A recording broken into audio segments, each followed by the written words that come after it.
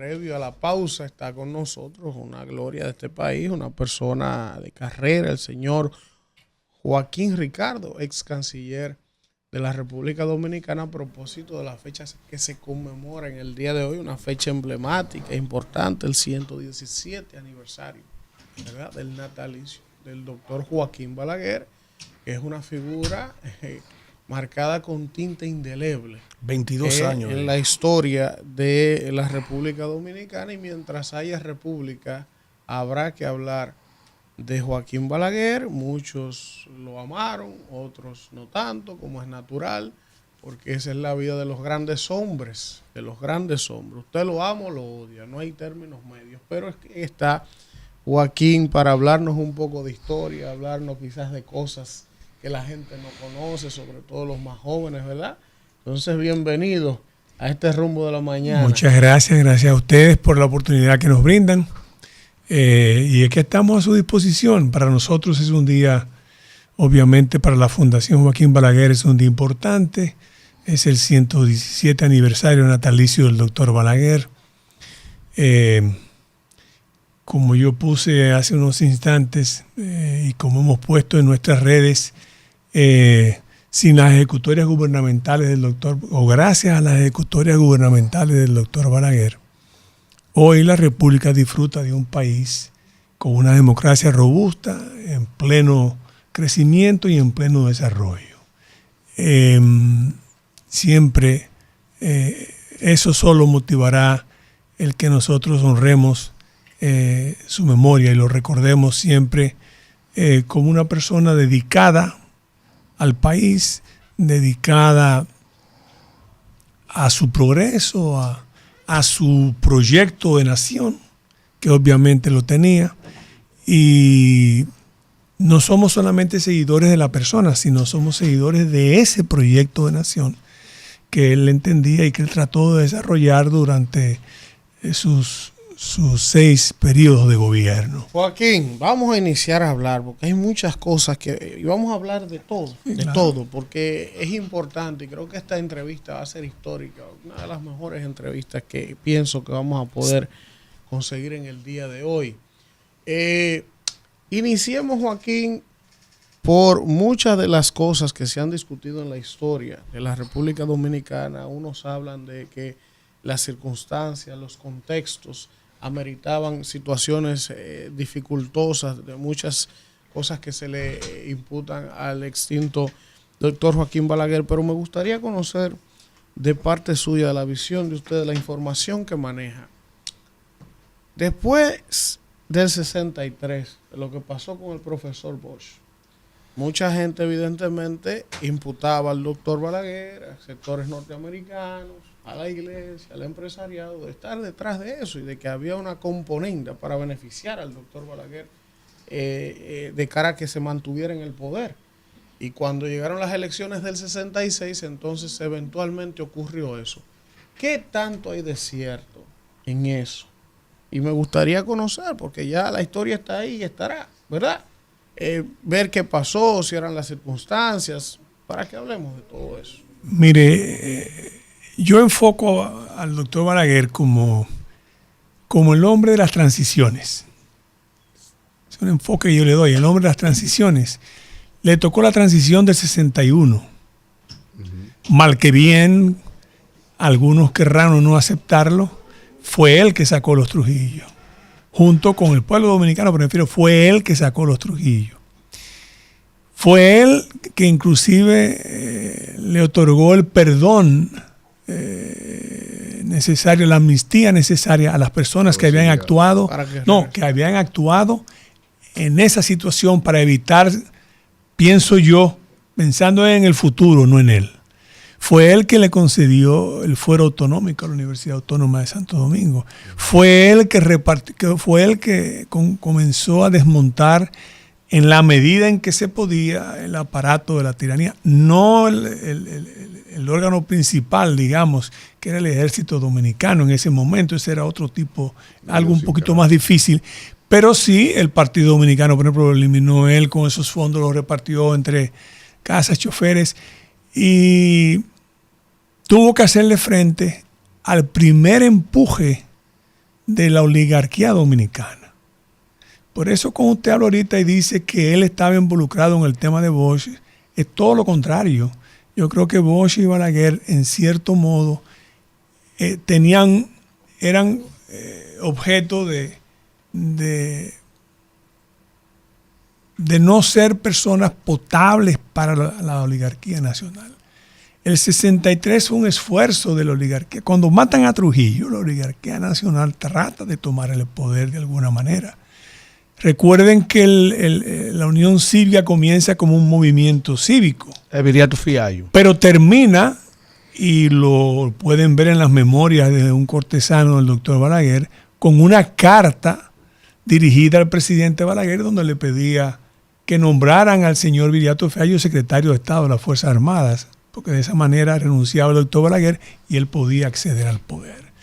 Entonces, las situaciones del 63 fueron otras, pero yo no creo que el doctor Balaguer tuviera absolutamente nada que ver con los eventos que acontecieron y que depusieron lamentablemente y cortaron el primer ensayo democrático en la República Dominicana 66. En el 63. 66, yo no estoy tan eso de que se preparó para Balaguer. Recuerden que el doctor Balaguer sale de aquí en 1962 al exilio, va a Puerto Rico. En Puerto Rico ni siquiera puede estar más de una semana o 2 semanas porque el gobierno dominicano le solicita al gobierno norteamericano la salida del doctor Balaguer porque entendía que la proximidad estaba muy cerca. La proximidad creaba ciertas inquietudes, distorsiones que afectaban al gobierno de turno en ese momento. Sale entonces el doctor Balaguer para Nueva Orleans, para New Orleans, con algunas promesas de facilidades, de cátedras que nunca aparecieron y que terminaron entonces trayendo como consecuencia que el doctor Balaguer se trasladara a Nueva York y desde Nueva York iniciar entonces su labor política para eso. Pero allá mismo en Nueva York fue objeto de las persecuciones propias, persecución de la palabra, vamos a decirlo, de las observaciones propias del gobierno norteamericano sobre todas las personas. No había ningún trato favorable a él. Circunstancias se producen posteriormente ya en plena guerra civil y en plena invasión. Y entonces Balaguer llega por una enfermedad de su madre, que aquí en muchas ocasiones han querido decir que es inexistente y es todo lo contrario. Ella tuvo una infección intestinal bastante considerable, dado sus 88 años de edad que tenía en ese momento. Y él llega, y cuando llega, lo que recibe es un permiso de aterrizaje por 24 o 48 horas. Al término de esas 48 horas, hay una persona que envía el Gobierno de Reconstrucción Nacional, cuyo nombre no hay por qué mencionar, para decirle que él tenía 24 horas para abandonar el país. Y entonces Balaguer le dice, no, yo me quedo si quieren que me saquen. Y en ese momento, inclusive, algo que está también documentado, Camaño le manda a ofrecer facilidades de alojamiento en la zona, por si acaso el Gobierno de Reconstrucción Nacional llegaba, pero no se iba a concretar, no es que hubo un diálogo entre ellos, sino que hubo esa facilidad. Se quedó y bueno, el resto es historia. Doctor, Manuel. Primero agradecer, ¿verdad?, el privilegio de su presencia aquí claro con nosotros. Sí. Quisiera preguntarle lo siguiente, mire, yo considero que a Balaguer, para uno analizarlo en su justa dimensión, hay que dividirlo en 3. Balaguer el cortesano, Balaguer el escribano y Balaguer el rezagado. Aunque nunca estuvo rezagado realmente, pero ya, claro, lo que le llamaban el que amarraba la chiva allá en la Máximo Gómez 25. En esos 3 contextos hay que analizar a este hombre. Pero este señor, evidentemente que es a diario, o sea, yo no creo que haya una universidad en este país en el que a diario por lo menos una vez no se mencione el nombre de este señor, sobre todo en las aulas de ciencia política y ese tipo de cosas. Igual pasa con Trujillo. aunque cuando uno piensa en Trujillo, piensa en un hombre fuerte, un hombre reaccionario. Desde su punto de vista, en términos políticos, si cabe la comparación, ¿cuál ha gravitado más en la psicología política del dominicano? ¿Trujillo o Balaguer? Y de la clase política. Y de Trujillo, a ver, me refiero. Mire, si en términos de la clase política, son dos fenómenos un poquito diferentes. Y muy parecidos en muchas cosas, difícil, pero... Bueno, pero difícil de comparar porque uno surge de situaciones distintas mientras uno tuvo un poder. Es difícil la comparación, pero, y no hay por qué hacer la comparación, sino yo pienso simplemente que el doctor Balaguer gravita más porque, le repito, es el hombre de las transiciones. Las transiciones. Porque el 66 fue una transición también. Claro. Fue un momento difícil, en un contexto difícil que le tocó gobernar. Y las decisiones que hubo de tomarse en ese momento fueron decisiones valientes. Pero Balaguer fue un hombre que siempre tomó las decisiones valientes sin importarle las consecuencias. Recuerden que en el primer discurso de toma de posesión de él en el 1966, ¿verdad?, él establece el plan de austeridad y el cierre de los aserraderos. Con eso se enajena, en cierto modo, una base política que fue importante para él en 1966. Y yo digo que fue el primer disgusto entre don Francisco Augusto Lora, que tenía compromisos y se había apoyado en esos sectores, y el doctor Balaguer. El primer disgusto fue ese. Pero el doctor Balaguer tomaba sus decisiones. Entonces, pienso que en virtud de los efectos y los resultados, años difíciles, los del 66 al 78, un contexto de Guerra Fría, un contexto donde el grupo, la izquierda decía que continuaba la guerra después de la guerra, donde nada más hay que recordar los lemas de la izquierda: lo mejor al campo, después lo mejor a los cuarteles, que era el guión del MPD, el tableteo de las ametralladoras, de que hablaban, no quien puedan pensar, la frase no es así, pero es de Narciso Isaconde. Recordemos que ya en 1966, antes de las elecciones, se había declarado en Cuba, dos personas que asistieron a olas, el tema de que aquí sería el próximo Vietnam del Caribe. En ese contexto le tocó a él gobernar. Momentos difíciles, muy difíciles, pero como él decía, había que hacer prevalecer el orden de alguna manera. Y con todo y eso, en medio de ese contexto, entre el 68 y el 76, el promedio del crecimiento del PIB, el promedio con los datos del Banco Central, fue de cerca de un 7%. Del 68 al 78, porque los primeros 2 años fueron años muy difíciles. Entonces yo creo que por eso, don Manuel, gravita más, porque fue hombre de las transiciones. Transición del 78 también, fue otra época de transición, 78, ¿verdad? Y después en el 86 y el 96 fue otra época también de transiciones. Balaguer realiza en esos 10 años la única reforma tributaria que se ha podido hacer en el país. No se ha vuelto a hacer otra, de manera consensuada. Entonces, yo creo que por eso yo me inclinaría a decir que pesa más. La gente piensa a veces en Trujillo con el tema de los métodos, de los métodos trujillistas, que si eso es trujillista o no es trujillista. A veces usted es una persona con muchas luces. Gracias. Y un gran conocedor, y sabe que enemigo de Balaguer, enfermo también. Agréguele eso ahí. Agréguele contrincante. Exacto. No hay enemigos en política. Exacto. Hay contrincantes. Adversarios, pero no enemigos, porque usted no tiene razón. No hay. Entonces, ¿qué le digo yo? Usted es un hombre que conoce y sabe que esos métodos que a veces le aducen a Trujillo o a otros gobiernos de fuerza en otros lugares son métodos viejos, Maquiavelo, viene de tiempo, viene de otras razones. Que lo ha aplicado en el poder todo el que la circunstancia lo seguido lleva. posteriormente, porque en cierto modo a Balaguer lo reivindican cada día las acciones de otros gobiernos. Víctor. Para nosotros un privilegio, reiteramos. Porque hay que darle los méritos a nuestro hermano Alfredo de la Cruz. Tratamos siempre de estar conscientes de lo que es la evolución democrática, de lo que es la evolución institucional y de nuestra historia misma. Para mí el doctor Balaguer es una figura fascinante.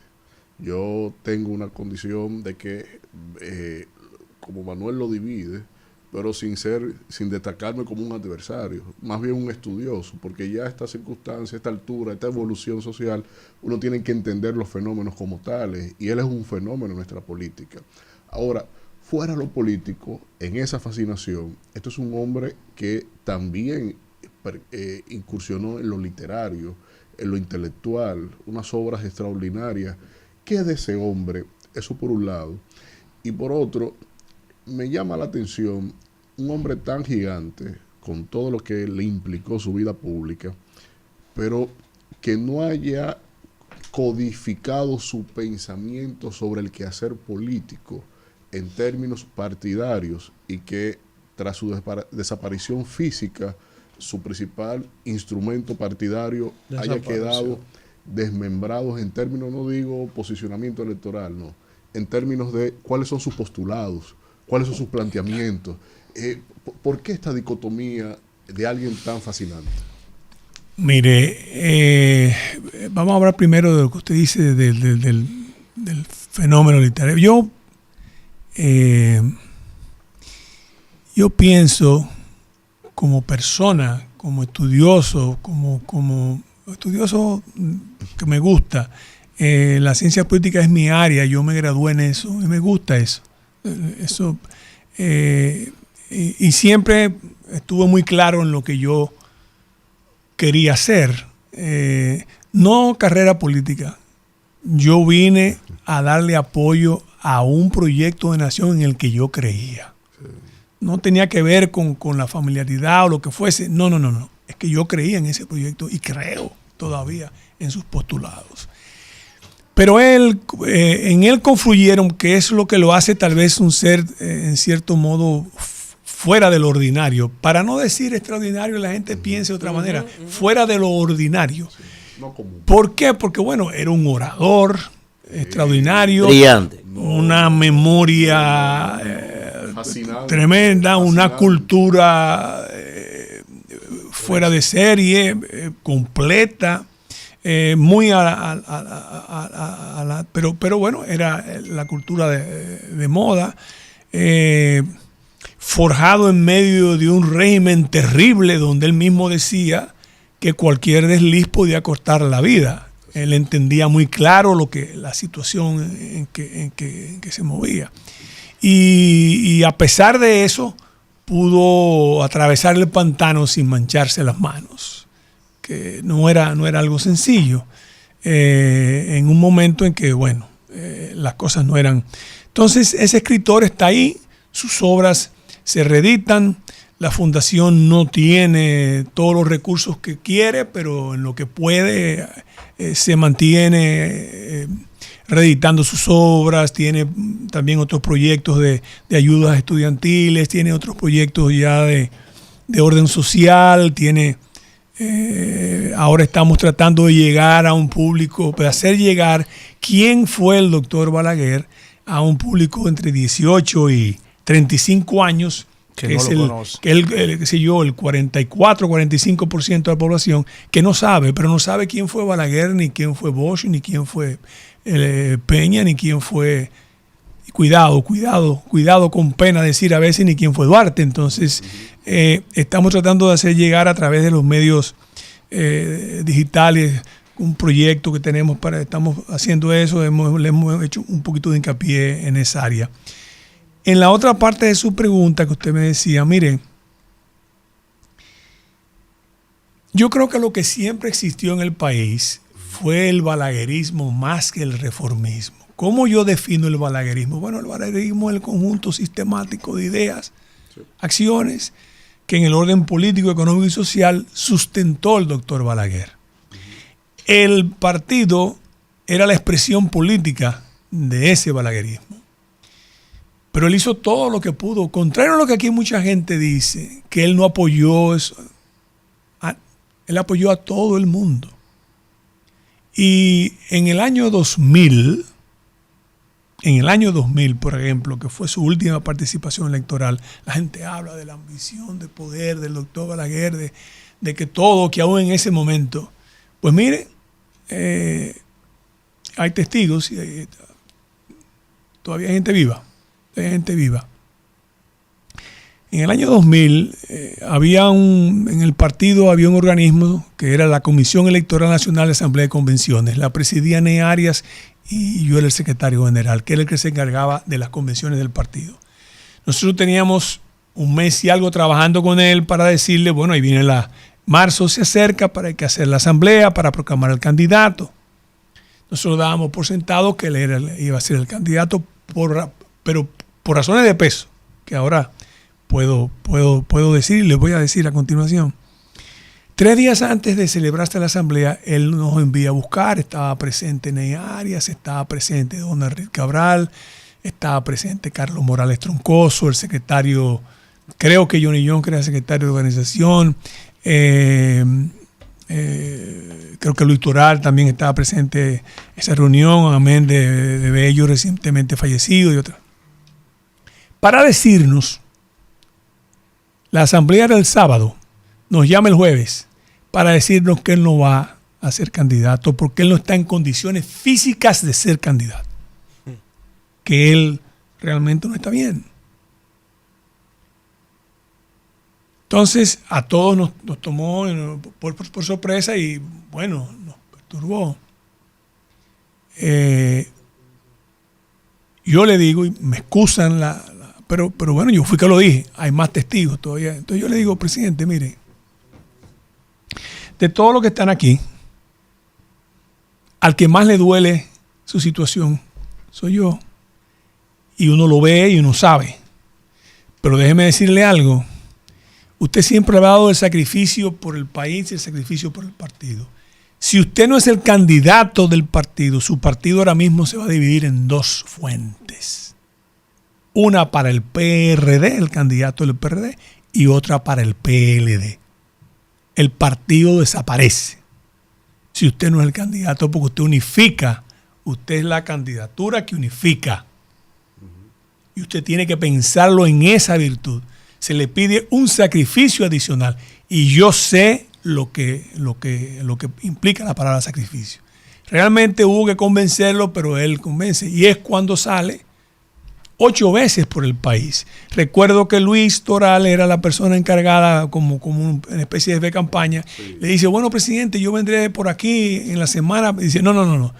Tú vienes el viernes y yo te diré de acuerdo a cómo yo me sienta a dónde vamos el sábado. Y el sábado yo te diré como yo me sienta a dónde vamos el domingo. Salió creo que en 8 oportunidades y habló cerca de 40 minutos. Sí. Con todo y eso sacó el 25, sacó más que el PLD. Claro. El PLD con los votos del BIS fue mayor. Sí, o sea, claro. Se posicionó en un 25% del electorado. Sí. Simplemente que el hombre con sus dificultades, con ya motoras, con momentos difíciles, termina esa participación y él entonces reúne al partido en su casa, en la biblioteca. Los 50 miembros de la comisión ejecutiva que había sido electa en el año 2001. Y le dice, bueno, yo les entrego el partido porque ya llega mi hora de morir, yo les entrego el partido. Y estaban todos los dirigentes del partido de importancia en esa comisión. O sea que la falla de la organización se debe a la falta de madurez de las personas a quien él nos entregó el partido. No, esa es la realidad. No dejó discípulos. No es que usted no puede endosar liderazgos. No, discípulos. Eso. Liderazgos no, sino discípulos. Los discípulos estaban, pero no cumplieron su rol histórico. Yo creo que sí lo tenía. Pero claro, si usted no le da calor partidarios, si usted no... Y después no tuvimos la madurez suficiente para escoger la persona indicada. Siempre cogíamos la persona que no era el indicado para esas elecciones. Imaginábamos al indicado. Señores, doctor. Histórica esta entrevista. Sí. Yo me la he disfrutado. no. Doctor. Joaquín Ricardo. Licenciado. Todavía quedan otras rondas. Licenciado, Sí. yo quiero saber primero que usted le explique a la sociedad dominicana y a la gente que no conoció la obra de Joaquín Balaguer la concepción política sobre el tema haitiano de Joaquín Balaguer en un momento en que República Dominicana vive una crisis migratoria fruto de la crisis que vive Haití, que lleva al actual presidente de la República en todos los cónclaves internacionales a clamar por la ayuda hacia Haití porque ya nos está afectando. Su opinión, primero, la concesión de Joaquín Balaguer, cómo fue el trato de Balaguer, cómo fue la política de Balaguer respecto al tema haitiano cuando fue presidente, y su opinión sobre lo que está pasando ahora por parte de este gobierno, si usted no quiere ayudar, sobre el tema haitiano, cómo ellos lo están tratando. Bueno, yo creo que él siempre consideró que el principal problema del país era Haití. Pero no por lo que la gente pueda hablar del tema de racismo, sino porque en la isla al revés, él lo dice muy claramente, es un crecimiento geométrico versus un crecimiento aritmético. No hay en un espacio limitado hacia dónde van. Y desde muy joven habló de eso. Hay un artículo de él, tal vez del 23-24, que habla sobre el imperialismo haitiano, que él decía que era tal vez el peor por la situación de que llegaría el momento en que serían mucho más que nosotros y hacia acá venían. Amén de que tenían una cosa muy distinta a nosotros, que bueno, nosotros nos separamos de Haití, nos independizamos de Haití, pero no había esa situación que tenía digamos, los haitianos, por ejemplo, con los blancos. Todos sabemos lo que pasó con la revolución haitiana, ¿verdad? Y la matanza de todos los blancos, la prohibición de que todavía los extranjeros puedan tener tierra, puedan ser dueños de tierra.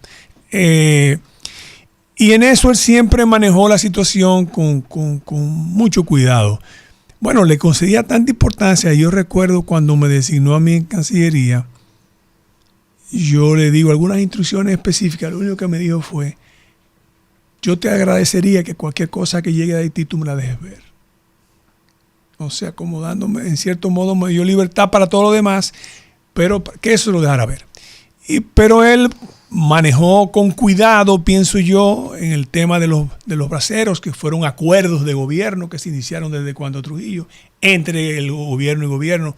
Bueno, que el gobierno haitiano por ese acuerdo se hacía de dinero, el presidente haitiano, Papadoc, o lo que fuese, esa es otra situación, sí. Pero eran acuerdos que habían. ¿En qué consistía? Porque consistía se importaba una cantidad X de común acuerdo entre las necesidades que tuvieran los ingenios y para los braceros. Para los braceros, eso había que dar un pago, en fin, se hacía. Pero yo recuerdo que se le concedía un carnet y al final eran devueltos. Que pudieran algunos quedarse, bueno, eso siempre pasará. Eso no puedo decir, pero eran devueltos. Y ese acuerdo estuvo vigente hasta 1978. Creo que en un momento dado, durante 2 años, creo que el gobierno de don Antonio lo mantuvo, pero después creo que se modificó un poco y creo que fue, en eso tuvo inclusive que ver Milton Ray Guevara. Sí. En ese momento que era secretario, tenía algo que ver con eso. Entonces esos acuerdos se mantuvieron.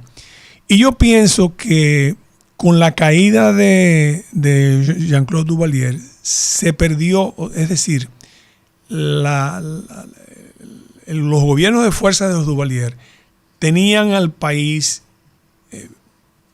en un puño. Entonces la gente no se atrevía a migrar. Pero una vez la caída del hijo de Jean-Claude en el 86, se comenzó a desmoronar la estructura de fuerza de Haití, y eso comenzó, en cierto modo, a aumentar un poco la migración haitiana desmedida. Ya había gente aquí también que se habían quedado. En el 79 se produjo un poquito más de flexibilidad, porque al eliminarse los acuerdos entonces se hacían de otra manera y había mayor porosidad. Había mayor porosidad en esa frontera. Pero él siempre estuvo muy claro en el problema y en cómo manejarlo. Tan claro que yo soy de los que sustento que el 94 en parte no es solamente como mucha gente cree el tema de las elecciones del 94, que eso no vamos a entrar en detalles de eso en este momento, porque fueron las elecciones más supervisadas de toda la historia. Aquí llegaron 24 supervisores del AID un año y medio antes de la celebración de esas elecciones, pero yo creo que parte del 94 es, en cierto modo, un pase de factura de su posición con el tema de los campos de refugiados haitianos en territorio dominicano, su posición cuando el embargo, posteriormente que él dijo, bueno, sí, yo estoy de acuerdo pero no voy a tolerar que el embargo incluya el combustible, porque si no, eso significa que a mí viene para acá una situación muy difícil. Y creo que fue eso, un parte de recibo. Perdónenme que me he extendido, pero ahí termino. No. Tranquilo, nosotros estamos fascinados con eso. Yo de por sí soy un fanático de la historia y me gusta la historia, siempre me ha gustado. Yo, como no voy a volver a preguntarle, quiero abusar, porque son demasiadas cosas, para preguntarle 3 cositas. Número 1, yo creo que usted me cuente todo aquello que ocurrió. Balaguer hizo las presas, hizo las carreteras, a 27 de febrero, no se endeudaba.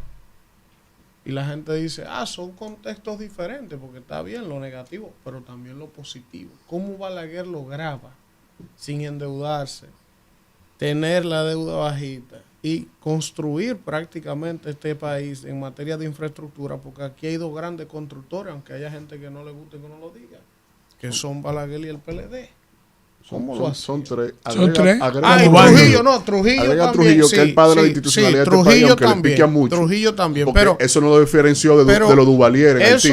Eso una. Que nos explique Tiene que escuchar cosas ese tema. De cómo podía ser todo eso. El otro tema es el tema de su opinión. Después de Balaguer, la desaparición de Balaguer, los líderes políticos contemporáneos, Leonel, Danilo, mucha gente dice, mira, Hipólito, Danilo se quitó el bigote el otro día, igualito al doctor. Mucha gente lo retrotrajo, porque es verdad que como que en algo se parecía. No, y el comportamiento pero desde el punto de vista de su experiencia, ¿cuál fue el más influido por Balaguer? Porque mucha gente dice, pero Leonel era PLDista, bochista, formado por Juan Bosch y terminó pareciéndose más a Balaguer. Danilo también. ¿Cuál entiende usted de los políticos contemporáneos desde afuera que se le parece más al doctor? Vamos a ver. Mire, ese plan de construcción del doctor Balaguer y su ejecución presupuestaria, él lo dice en sus memorias y lo decía con frecuencia, o sea, el pago que tuvo que hacer el país con el tema del endeudamiento por la convención del 7. Se me olvidó la otra, que no es menos importante. Su relación con Peña Gómez. Cómo era que él veía a Peña Gómez, que mucha gente dice, él lo odiaba, él no lo dejó cruzar nunca, solo porque era negro. Dígala, vamos a ver. Yo creo que él, retomo, pero el peso, lo que pagó el país por el tema del endeudamiento, lo sabemos por lo que vino, las aduanas, la convención del 7, las aduanas del 16. Eso le hizo, y además él narra cómo él vio marchar esa columna de soldados cuando la intervención, siendo él un niño. Entonces luchó contra ella, escribió contra ella, inclusive hay un artículo de él que se llama El Plan Yuch Peinado, donde hay que ver lo que él pensaba en ese momento. Tuvo siempre fue un hombre austero en su vida privada y ni hablar con el gobierno todavía. Entonces eso le permitió a él, porque él llegó al gobierno con un plan de nación concebido. En el 61, y eso lo ha publicado inclusive Rafael Tomás Hernández, el arquitecto Rafael Tomás Hernández, por la prensa, todavía al mes de muerto ajusticiado de Trujillo, en medio de esa situación tan difícil, él llama a Rafael Tomás Hernández, que en ese entonces era asistente de lo que hoy se conoce como la OISOE, la oficina. Sí. Y le dice que si él conocía el Parque Central de Nueva York. Rafael Tomás ha dicho en múltiples oportunidades: doctor, yo solamente conozco el Parque de Tamboril, que fue donde nací, y el de aquí de la capital. Entonces le digo, prepárese para que vaya, y lo mandó a Nueva York a ver el Parque Central, y lo mandó a México a ver los jardines de Chapultepec, porque ya él tenía concebido el Parque Mirador y se lo dijo.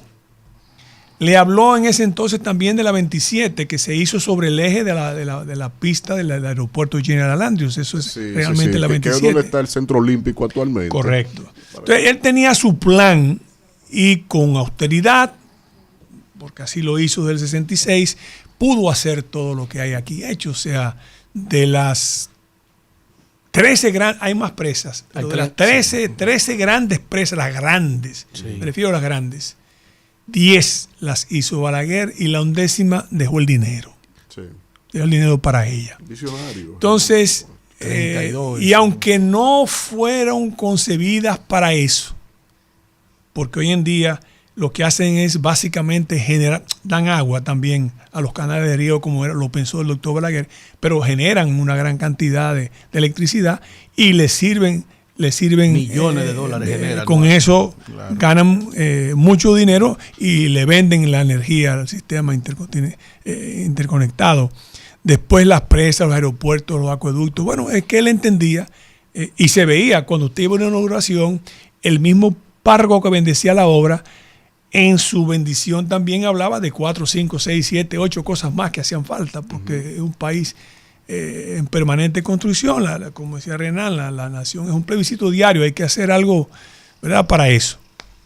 ¿Cuál de los tres influyó más? Yo no puedo opinar. ¿Cuál se le parece No, más? son líderes que yo respeto de otro partido, que yo no puedo opinar sobre ellos, lo de Peña, porque sería... Las relaciones del doctor Balaguer con el doctor Peña Gómez son relaciones muy interesantes, a pesar de lo que la gente piense. Cuando el doctor Peña Gómez tuvo su primer, yo diría, no sé lo que fue, la gente habla de preinfarto, algo así, pero yo pienso que fue más bien una presión elevada. El primero que estaba en la clínica, inclusive lo tenían sedado, y él le dijo al cardiólogo, que no quiero mencionar el nombre, pero bueno, él le dijo al cardiólogo: no, yo estoy aquí hasta que se despierte. Oye, Y cuando él se despertó, la primera persona que vio la primera persona que vio fue Joaquín Balaguer. Oye, ahora pensaron que estaba muerto. Recuerden también que cuando él muere, Sí. el doctor Balaguer va en el carro al Olímpico. Sí. Va en el carro al Olímpico. Con caballero. Yo creo que el doctor Balaguer tuvo relaciones muy buenas con todos los líderes de la oposición. Por ejemplo, don Antonio Guzmán, que comenzó con un discurso un poquito agresivo en la toma de posición, terminaron siendo personas de grandes amigos, cosas que no se explican. Por ejemplo, el suicidio de don Antonio es algo que no se explica. ¿Por qué yo digo eso?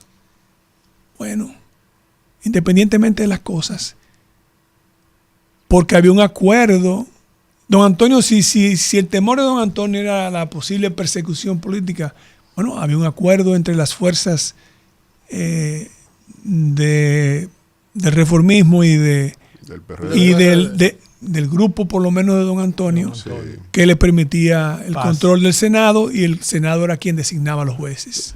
Pero en esa línea, espérate, no escrito. Tú no estás escuchando eso. No está escrito, pero está así. Espérese, no, pero tengo una pregunta. Eso, oye, eso. Sí. Está así.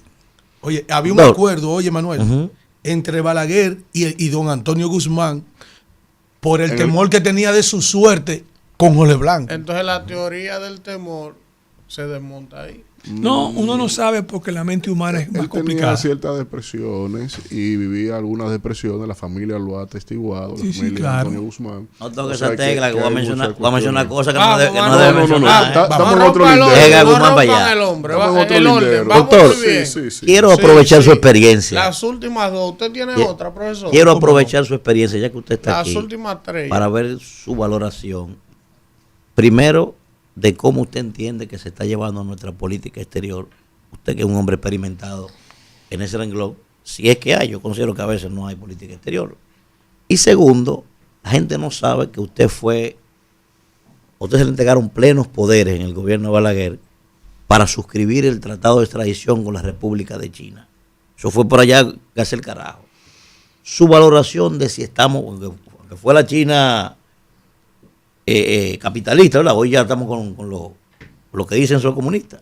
Su valoración de si hemos estado aprovechando nosotros esta relación que tenemos con la China popular en su justa dimensión. Con relación al tema de la política exterior, yo felicito al presidente por la forma en que ha llevado el tema haitiano. Sin embargo, tenemos que comprender que la comunidad internacional no va a venir en auxilio porque la comunidad internacional, esos no son sus planes. O sea, recuerde cuando Balaguer habló de la comunidad internacional y yo en las negociaciones que tuve, que me tocó el honor de encabezar cuando nuestra adhesión a la Convención de Lomé, lo viví en carne propia. Yo sí lo viví en carne propia. Fue la primera vez que como Haití no tenía posibilidades de ingreso porque se oponían algunos países de la Unión Europea por el tema de los derechos humanos, era el momento en que ya había caído la de Duvalier y entonces estaban los gobiernos de facto de los militares.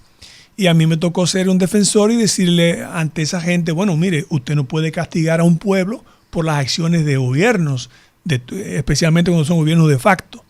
Pero cuando los africanos se dieron cuenta que en el grupo, porque para ingresar en aquel entonces lo que era el acuerdo de Lomé, usted tenía primero que ingresar al grupo de países de África, Caribe y Pacífico, en el cual los africanos tenían 48 votos, eran predominantes contra 13 del Caribe y creo que 12 del Pacífico. Y ahí decidieron unir por primera vez las dos candidaturas, dos países soberanos. Estábamos atados, como estamos atados por la geografía hoy en día, y nuestro ingreso se produjo en esas condiciones, porque eso aseguraba nuestro ingreso, que tenía el respaldo de España. Francia ni siquiera le interesaba Haití, ni siquiera habló por Haití. Esa es la realidad. Entonces,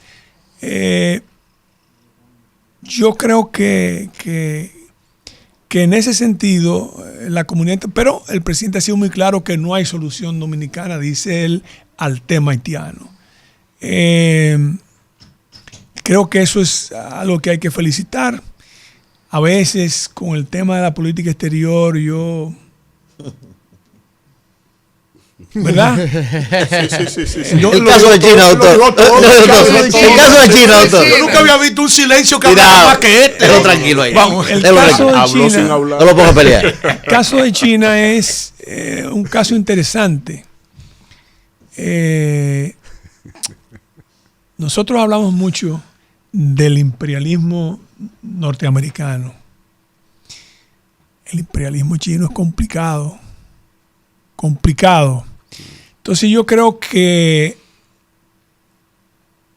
el gobierno ha hecho los esfuerzos. Se pudiese hacer más.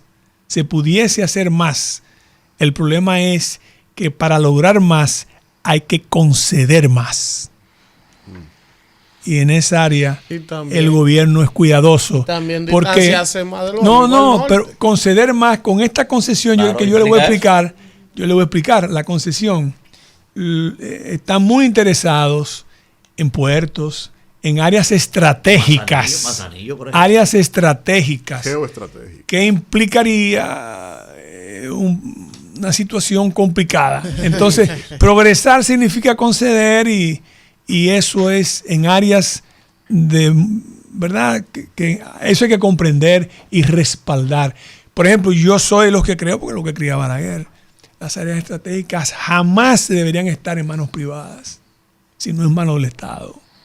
Pero mucho menos en manos extranjeras. Entonces, de ninguno, ¿eh? No de extranjero, de ninguno. De ninguno. Víctor, doctor, vamos cerrando ya. Histórica esta entrevista. En ese paralelismo, mucha gente... En las escuelas y las universidades. Casi nadie reconoce el factor de amistad entre Balaguer y Juan Bosch.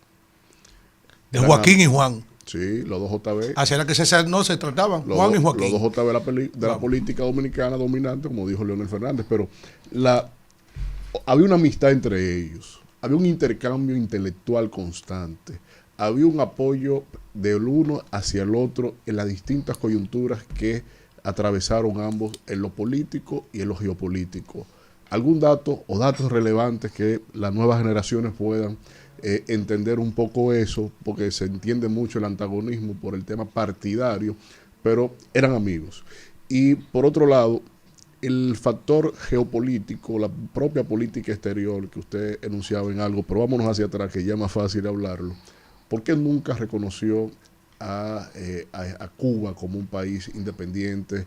¿Por qué hubo algunos puntos de inflexión y supeditación a los Estados Unidos? Yo no creo que fuera a los Estados Unidos. Si hay algo que es increíble, pero aquí la gente habla de que Balaguer era una persona sumisa a los norteamericanos. No es así. Es una acepción colectivizada. No es así. Sí. No creo que fuera así. Por eso lo planteo. No creo que fuera así. Pero vamos primero a la parte. Yo creo que lo que hay que ver en la amistad que tenía el presidente Balaguer y el presidente Bosch es la madurez del liderazgo político. Porque ambos estaban conscientes de que el interés de ambos, desde diferentes puntos de vista, ideológicos, lo que usted quiera, era el país.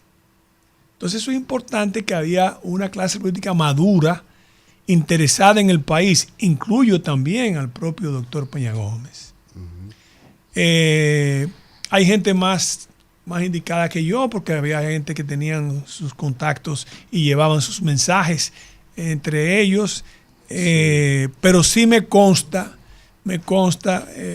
uno de mis primeros, yo no había entrado ni siquiera a la política todavía cuando el profesor Bosch cumple los 70 años, que lo celebraron en La Vega, en Santiago y en Jarabacoa. Y el presidente Balaguer me da una carta personal y me dice, mira, llévale eso al profesor Bosch. Digo, pero usted sabe lo complicado que es a veces el acceso. Llévaselo. Una carta de felicitación.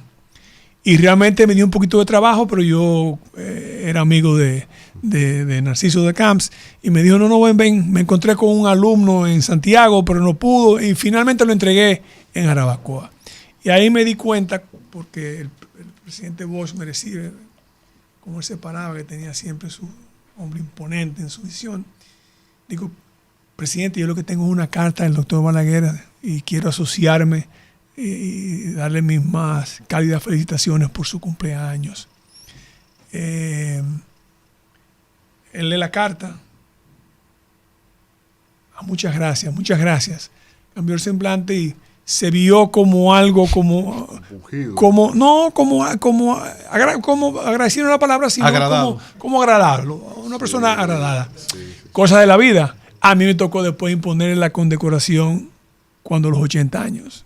Su condecoración, que se le dio la orden de Duarte Sánchez Jiménez, el grado de Gran Cruz Placa de Oro, porque es el que le correspondía como expresidente.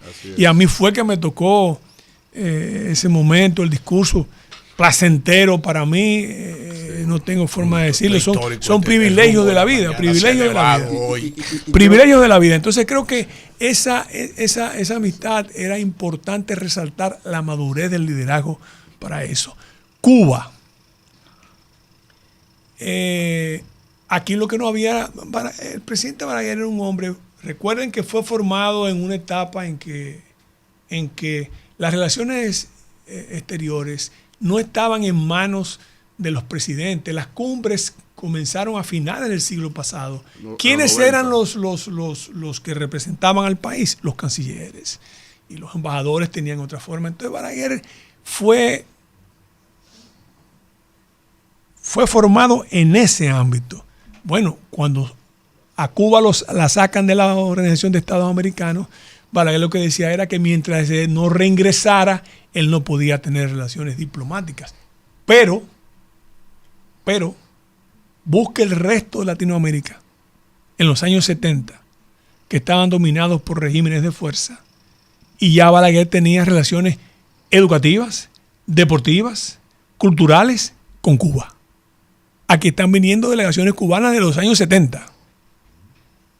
Y después en el 86, aquí vino una delegación y un alto oficial Fidel Castro lo validó. para ver aquí, los avances del turismo que ellos de alguna manera querían implementar un poco allá. O sea que tenían no era cuestión de nada de por su misión, sino era su forma de entender, La última pregunta. Son 3 en una, pero yo sé. 3. Sí, como 3, maestro. En una. Señores, si se va de aquí este hombre. Lo que me despena por ustedes, el tiempo. No. Que vino, él vino, y él lo va a decir al final. Él vino a anunciar la actividad que tienen en el día de hoy la Fundación Joaquín Balaguer en la conmemoración del 117 aniversario del natalicio de Joaquín Balaguer. Él lo va a decir al final. Pero creo que estas 3 preguntas son fundamentales. Mire, yo quiero que usted le cuente a este país, primero, la visión suya sobre el caso del acontecimiento de los palmeros. A Mauri Germán Aristi, Virgilio Perdomo, Ulises Cerón Polanco. Bienvenido Leal Prandi y La Chuta. ¿En qué contexto se da? Porque mucha gente llama al asesino. El asesino, eso lo considera Alfredo de la Cruz, de unos jóvenes que se fueron a formar en Cuba, me parece que fue por el año 67. Para venir para acá, yo considero eso, a tumbar un gobierno establecido. Lo que sucedió con el embajador en el 94, que lo dejó esperando, Joaquín Balaguer, se dice que la marquesina de la casa, usted 78. En 78, perdón. En 78. Y el brujo Balaguer, que tenía muchos brujos alrededor de él. Tenía bruja. Esa técnica que dicen que fue una técnica de marketing de boca a boca especial inaugurada en el país. Vamos, por parte. Los palmeros, vamos. Comencemos al revés. Sí. Okay. El tema de la... En el país siempre ha existido desde hace muchos años, desde los curanderos. Había uno muy famoso, padre de una distinguida señora, que era esposa de un senador reformista, por cierto, en La Vega. No voy a decir el nombre. Okay. Era un hombre muy inteligente, que tú ibas donde él para ver que tú ibas embarazada. Entonces te decían el día de hoy, doña Josefina, hoy estamos a 1 de septiembre de 2023, varón, pero no estaba hembra en el papelito. Si usted iba a reclamar, porque era hembra, no, momentito señora, yo, ¿es varón? No, yo le dije a usted que era varón. Pero no, me salió, déjeme ver. No, mire, yo le puse hembra. Ya nunca perdía. Entonces, siempre ha existido gente con mucha habilidad. ¿Entiendes? Entonces, esas personas que le llaman así son gente que manejaban un poco el manejo de las hierbas medicinales. Entonces, imagínese usted de un país donde tal vez no había cercano y con una mentalidad de acudir donde esa gente primero antes que ir al médico. Entonces era importante usted tener el favor de esas personas, porque esa gente veían fácilmente 100, 200 personas diarias. Pero que la gente iba donde ellos a preguntarle quién iba a ganar la elección. Entonces cuando llegaba el momento, todo eso brujo en el país. Llegaba el momento, esa persona le decía a sus, vamos a llamarle así, a sus clientes. A sus clientes. Mire, hay que votar por fulano, hay que votar por sutano. Entonces, una cuestión elemental. Siempre preguntaba el dominicano, ¿quién va a ganar la elección? Que no tiene nada que ver con el área del doctor Balaguer. Okay. Lo del 78... Sí. Bueno, es un hecho conocido, fue cierto. Hoy. Robert Yost, que había llegado al país en abril del 78, estuve presente cuando él fue a visitar al entonces secretario de Educación, el doctor Leonardo Matos Berrido. Yo era subsecretario de Educación, y él recibió sus instrucciones. Recibió sus instrucciones y fue pero fue a la residencia del doctor Balaguer. Y lo que pasó fue lo que dijo el doctor Balaguer: si usted quiere verme, agote por Cancillería el trámite necesario y lo recibimos en Palacio en el momento que usted quiera. Posteriormente, yo he tenido muchos privilegios con la vida, ha sido muy privilegiada conmigo. Tuve el privilegio de ser el ente para que él regresara a ver al doctor Balaguer, porque por los canales correspondientes. Él tenía 6 meses. Miren también, importante. Él tenía 6 meses pidiendo cita a través de ex militares retirados. Entonces, a mí me convocó el entonces agregado político de la embajada, que comía conmigo en mi condición de secretario general y con todos los secretarios generales en público, no era nada escondido. Lo único que ese día me dijo: nos vamos a almorzar en un restaurante en mi casa. Cuando voy a la casa me topo con el embajador me dice: ¿qué he hecho yo para no ser recibido? Digo, bueno, si usted quiere mi opinión personal, además de usted estar en el lugar equivocado, en el momento equivocado, usted no ha hecho nada. Pero usted está pidiendo una cita, formalmente, usted me la está pidiendo formalmente. Sí. Entonces yo fui donde el presidente, me dijo: ¿te pidió la cita? Digo, me dijo que tiene varios meses. Y el doctor me dijo: para través militar, los militares son políticos. Entonces le digo: bueno, sí, me pidió la cita formal y se recibió. Yo, tengo hasta por ahí una foto de ese reencuentro, ¿verdad? Porque además duraron casi 3 años. Las relaciones no estaban tan buenas. Durante 79, por lo menos 81, 82. 81 por ahí, más o menos. El caso de los jóvenes, mire, yo soy muy cuidadoso porque no me interesa herir ni molestar.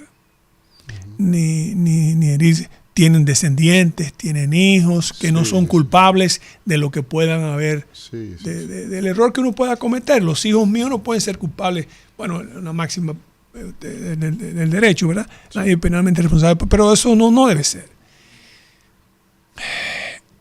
Yo lo que a veces veo, a mí lo que realmente me duele es tanto talento perdido, tanto talento dedicado a una causa perdida.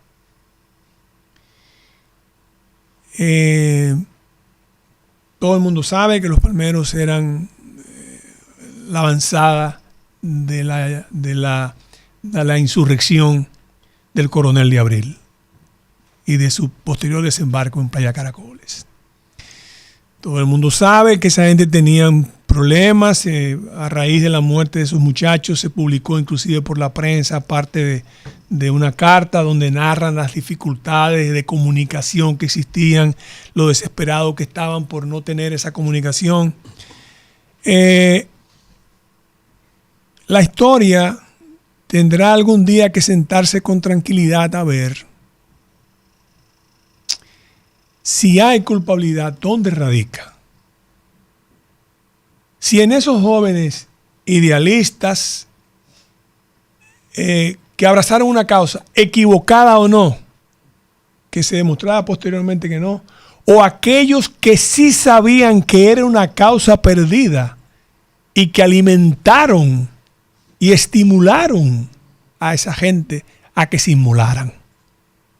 Eso sí hay que verlo con detenimiento. Señores, eso es lo que yo creo que hay que verlo con detenimiento. Yo creo que esta entrevista se merece un aplauso, una cátedra. La invitación. Claro, y vamos a hacer finalmente la invitación de las actividades. Es un pequeño encuentro, pero más que nada yo lo que quiero es agradecerle a ustedes la oportunidad que nos brindan. Humildemente estamos a su orden en lo que podamos ser útil, si es que podemos ser útil.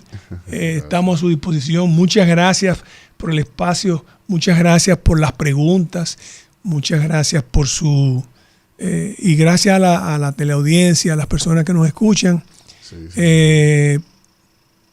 Yo creo que lo que tenemos es que pensar siempre en el país y dar un ejemplo de que la clase política debe entenderse por el beneficio del país. No importa donde usted se encuentre ubicado, donde usted se encuentre alojado ideológicamente, momentáneamente, Eso no tiene que ver.